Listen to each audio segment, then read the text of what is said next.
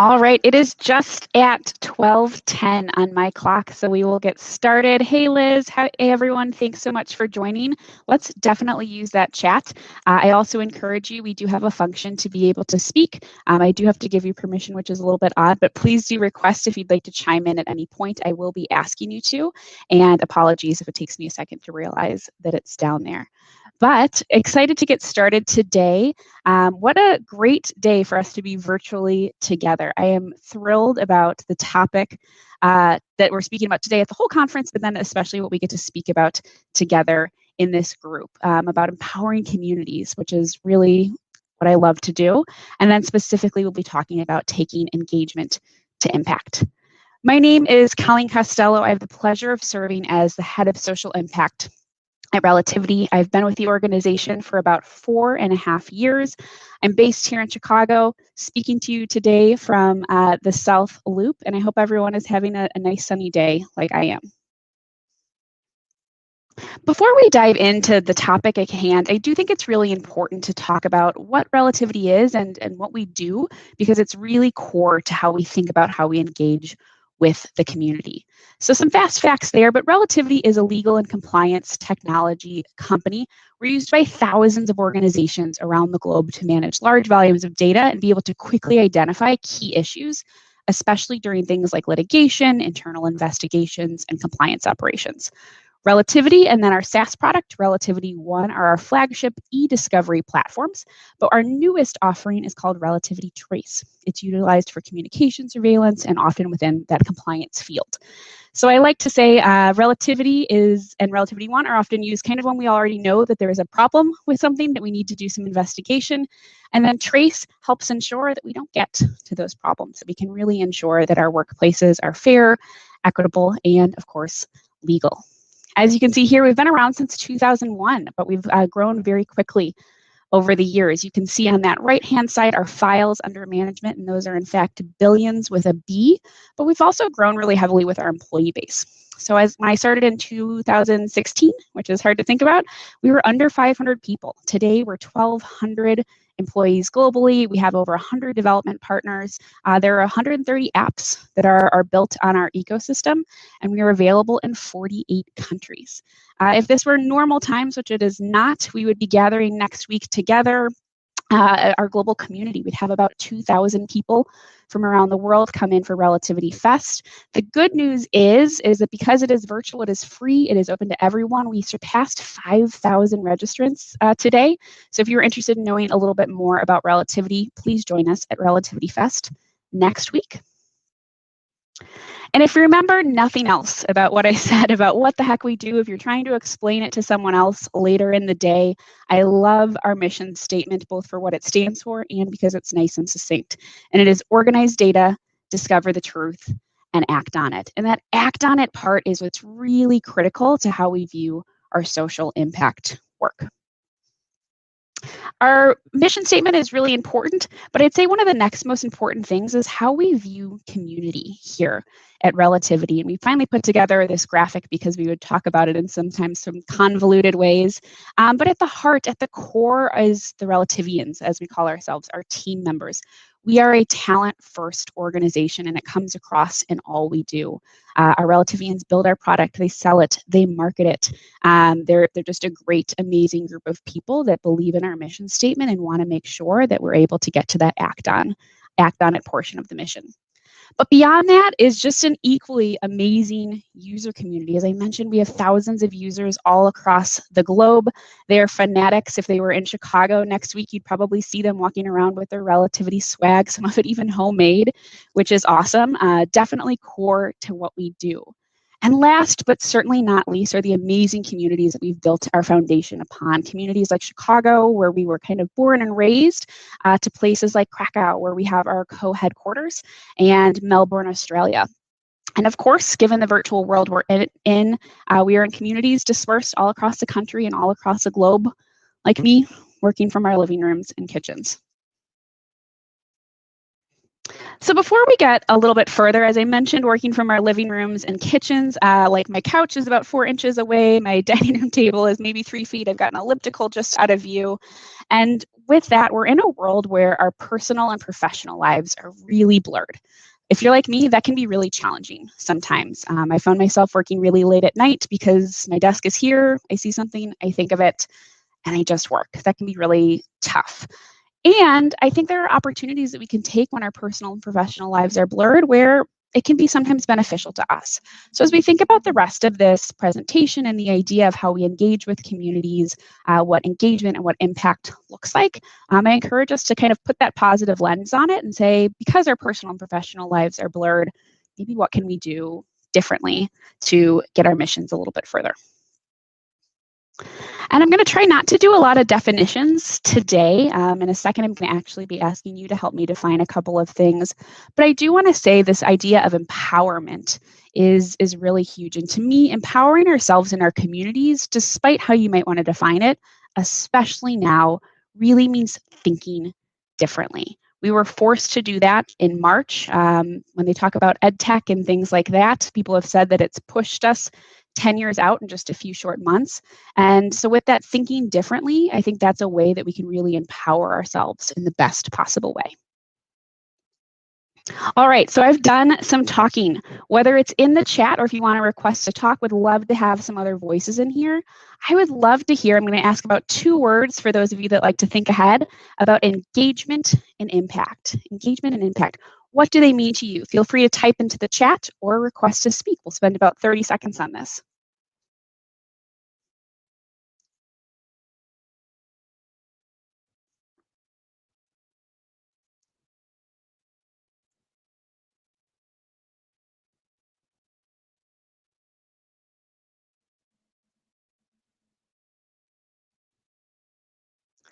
I'm seeing engagement to me is feeling involved and motivated.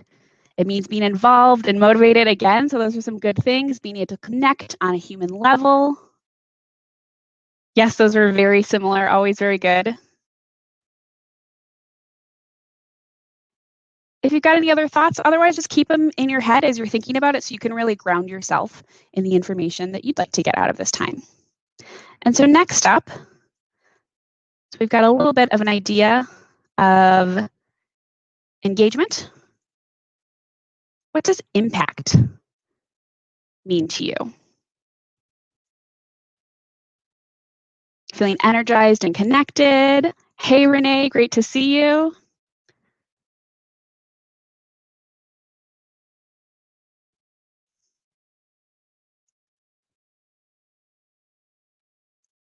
If you've got any final thoughts on impact, type them in the next seconds. Having a voice, being able to make meaningful action. I love it.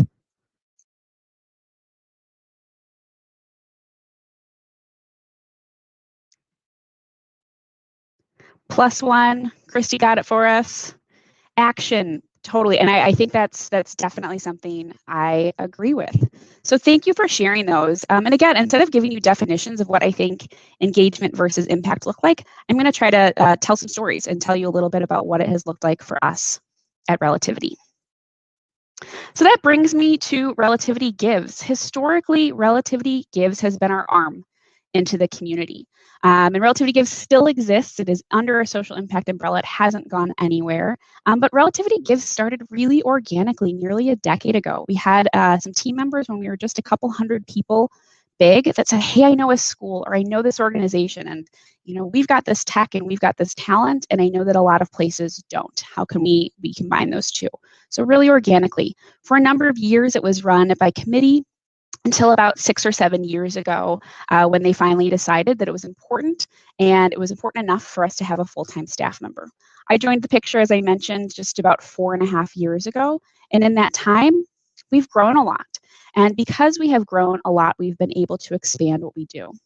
In that period of time, we've invested over $2 million in our communities around the globe, but specifically here in Chicago through our Wired to Learn grant, which is a $250,000 grant in partnership with Chicago Public Schools every year.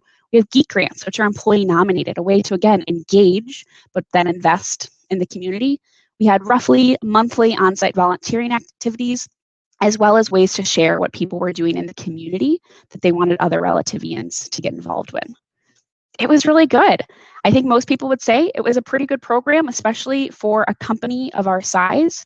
And as we continued to evolve, you saw that chart on our growth just in terms of like the documentation that we have under Relativity.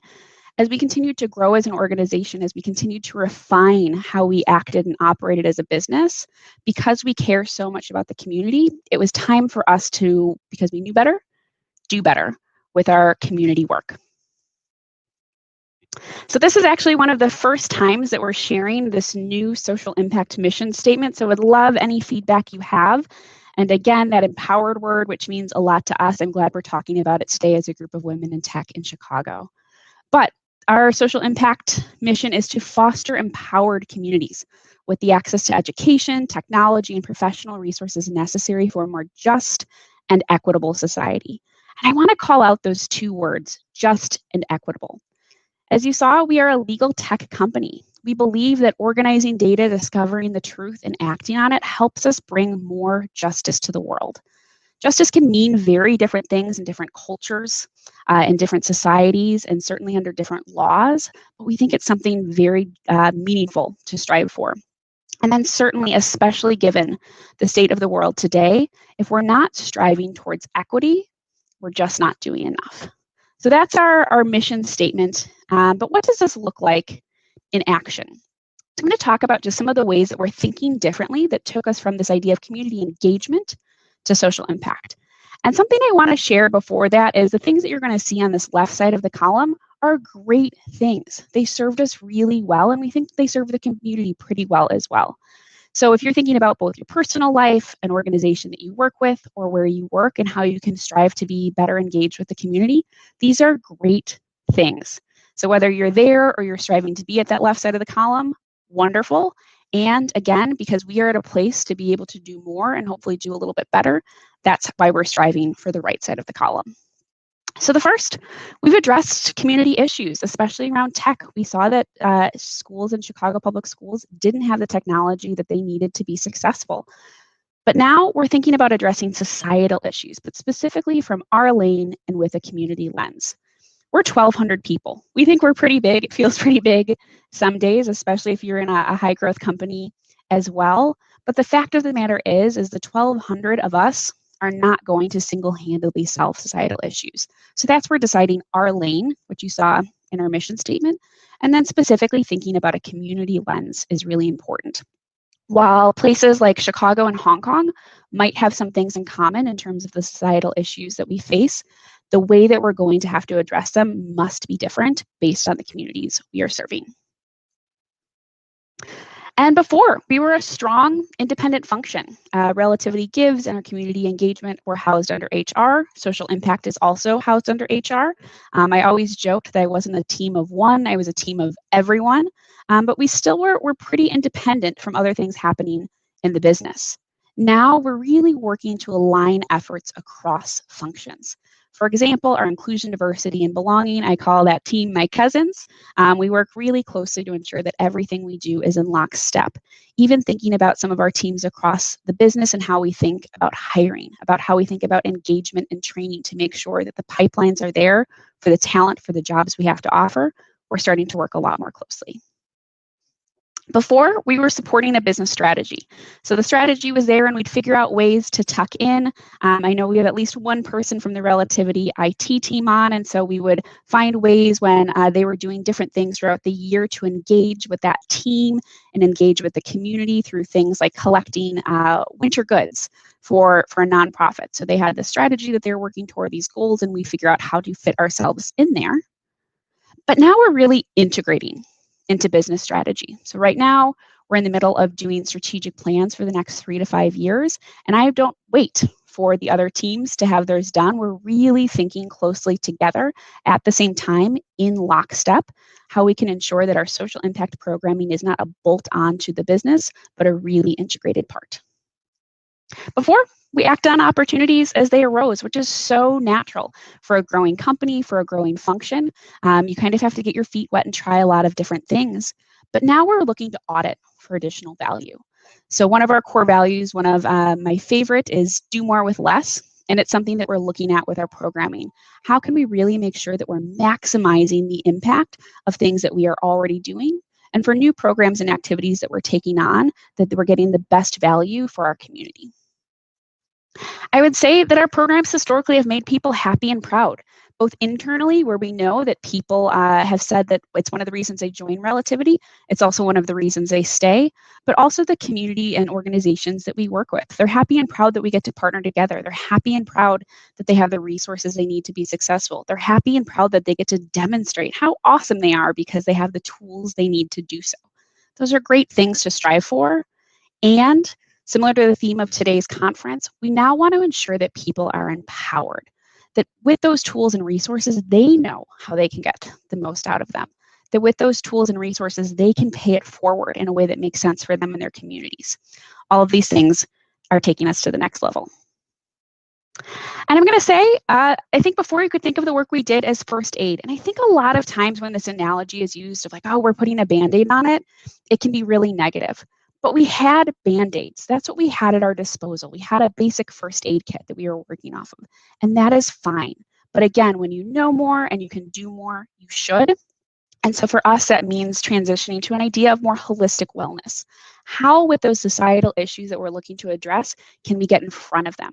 How can we act and ensure that we are doing the most possible to make sure that we don't have to get to that first aid, but we're really keeping ourselves well and healthy. And I've seen people empower and success and satisfaction. Completely agree. So an example of this in action is our new Relativity Fellows program. The Fellows program was announced last November, but we just launched with our first cohort a month ago. We've got 12 great fellows in-house. The idea for this program came from this idea, and we really like to use this quotation because it's by an amazing person, but we just frankly couldn't say it better. And it's that talent is equally distributed, but opportunity is not.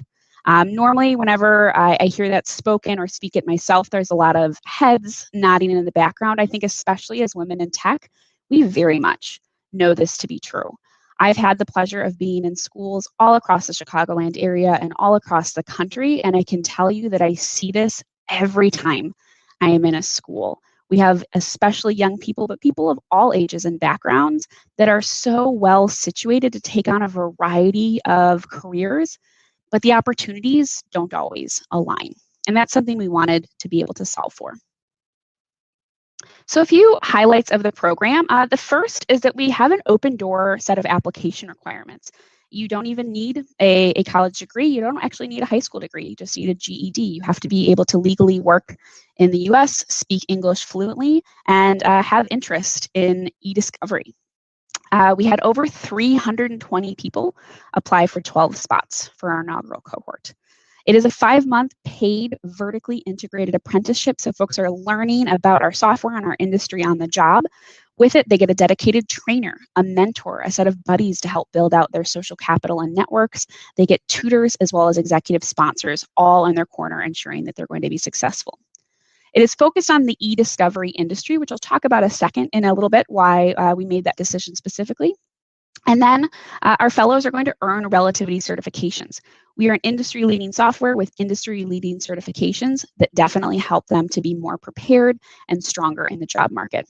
And then speaking of the job market, anyone that successfully completes the program is guaranteed placement at Relativity or with a client firm for a full-time permanent role.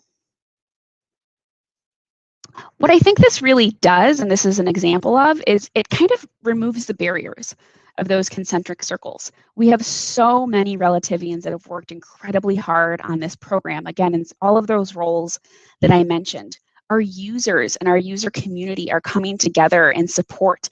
They're offering their time. We had 5 different guest speakers from our industry today sharing their experiences, or this week rather, sharing their experiences with our fellows. And it brings the local community in with us in a way that we just had never done before. In the past, when we were successful, we'd want to reinvest in the community in that way. Something like fellows and trying to get to social impact versus just engagement for us is saying to the community, come along with us for this ride.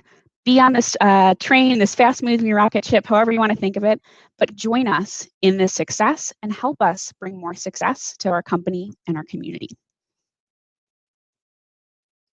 So whether you're thinking about how you as an individual can move from engagement to impact, how an organization you work with or your company can do that, and whether you have been thinking about this for years and doing some really good work, or you're just getting started, here are a few considerations to walk yourself through. The first is what needs exist in your community. And I'd really encourage you to think about who defines those needs. And spoiler alert, it shouldn't just be one person, it should be multiple people, multiple organizations, and there should be a lot of community voice. The next is, where are you uniquely positioned to provide value? So this gets at why we chose the e-discovery industry as how we are going to train people. As a leader in our industry, we know that not only can we help solve a gap within our company, but we can make it more industry-wide. We have a really good lens into what's happening. As a tech company, the vast majority of the people that we employ are software engineers. And so for some places, that's a natural way to think of, great, how do we get people into those roles?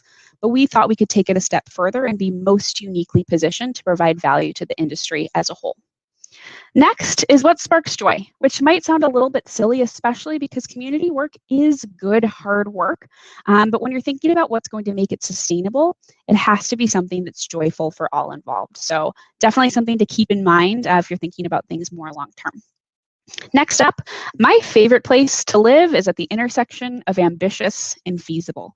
And I would encourage you to think about what resources and time frame are you operating under? Are you looking to do a one-time thing or something that's done once or twice a year? Are you looking for a longer term program or project, something like Relativity Fellows? Consider those resources, consider the time frame, and that's really going to help you figure out what you can do. And then finally, what's the win-win? It's either a double, triple, even quadruple bottom line between you, your customers, the community, the people that you work with. All of those things should really be considered. And I think about striving for true partnership. And I wish I had a definition for true partnership. I have a lot of ideas. We have a lot of great partners that I could share, but I think true partnership is really going to look different for different partners. And we'd be remiss to ignore the fact that we are living in this socially distant world, again, as we are all sitting in our kitchens and living rooms and bedrooms. But I would encourage you to think beyond traditional volunteerism. And this is something that, shook me to my core a few months ago. But I think if there's one thing that we've learned that was likely always true, it's that the needs in our community do not neatly match up to, say, a specific nonprofit. Maybe it's an elderly neighbor that you are helping with groceries. Maybe it's people in your network or your family who are searching for jobs. So you're spending additional time with them, coaching them on resumes, interview skills, things like that, opening up your network. But volunteering just doesn't neatly fit in 501c3s anymore. Next, I think you just have to determine the right balance for you, your organization, and your partners. And I think that's going to look different as we continue on, frankly, through this pandemic. Next, consider what you're already doing that can help others. So again, whether it's you're going to the grocery store and you can help someone do that, or within your company, are there things that you can easily make a little bit, some changes to make external? For example, at Relativity, we were looking for ways to engage some of our Relativa kids, and some folks made videos on things like creating a LinkedIn profile, interviewing tips, creating a basic resume. We realized that we could easily put those on YouTube and put them out into the community and share with our partners. We've gotten really great feedback that it's a helpful resource for people. So definitely think about what you're already doing and how you could use it to help others. A very difficult thing right now, but finding the balance between immediate needs and long-term impact. And I don't think there is a very specific right answer for that, but definitely something to consider. And as I've said, and if anyone wants to be an accountability partner with me on this, I would very much be grateful. But the before times are no longer our baseline. And as I said about balance, I really think come January, come March, come May, come September of next year, all of the previous baselines that we've established in the last year might also be different. So it's something to prepare ourselves for. So before I open to some questions, just a few final thoughts. Whatever you're thinking about doing, however you're thinking about getting to engagement or impact, either personally or professionally, start small, start local, and then iterate quickly and often.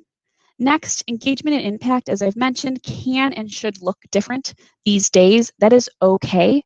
And with that, lead with grace, but also hold yourself and others accountable, another core value of relativity.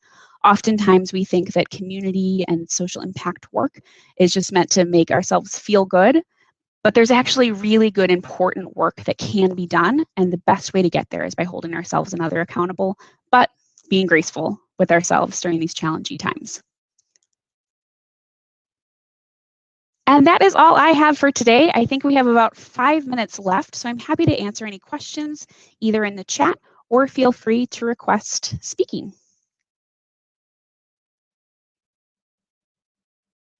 Thanks so much for that very kind comment I just saw in the chat. And we are not perfect. We work really hard to try to improve every day, but happy to work with any other people. These are just some of the learnings we've had. And I consider it kind of open source, always happy to hop on the phone, hop on Zoom and share what we've learned so other people can give back to the community in the ways that make sense to them.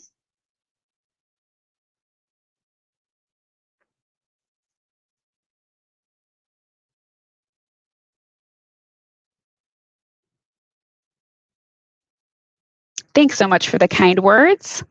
I will stay on. I know people might want to be popping off maybe between sessions. I'll stay on until the very end for any questions.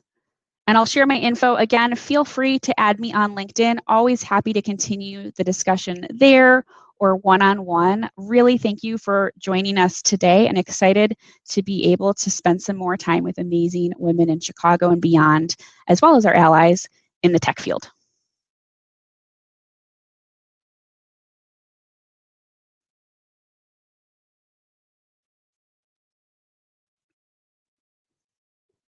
Thanks so much. I saw some things about the Fellows program. You can find that on our website. I'll also post it on LinkedIn. I'll post it in comments about this session.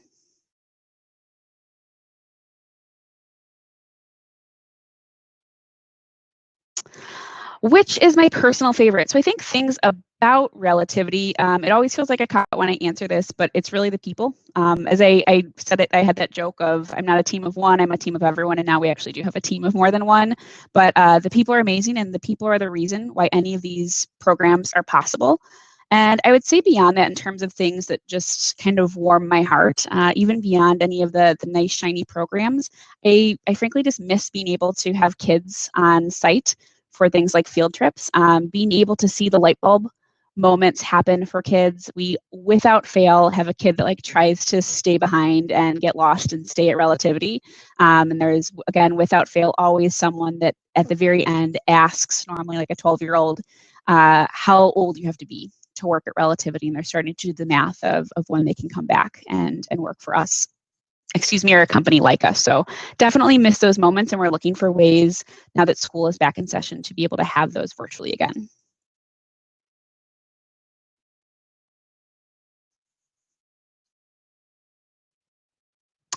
I will miss the picnic as well.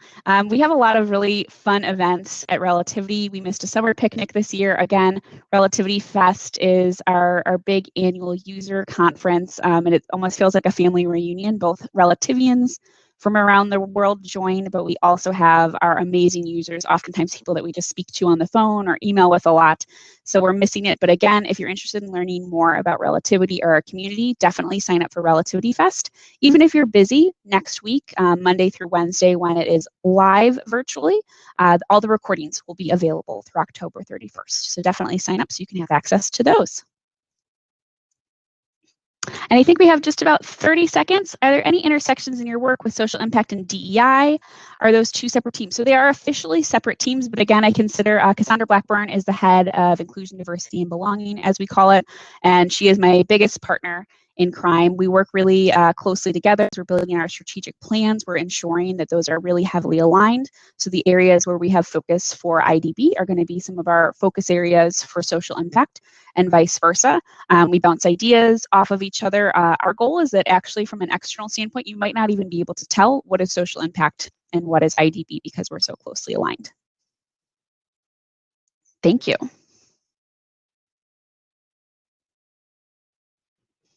All right, as we near the end of our time. Again, thank you so much. Looking forward to continuing the conversation here at the conference, on LinkedIn, or feel free to send me a message to connect. Thanks for all that you do. Have a great day and stay well.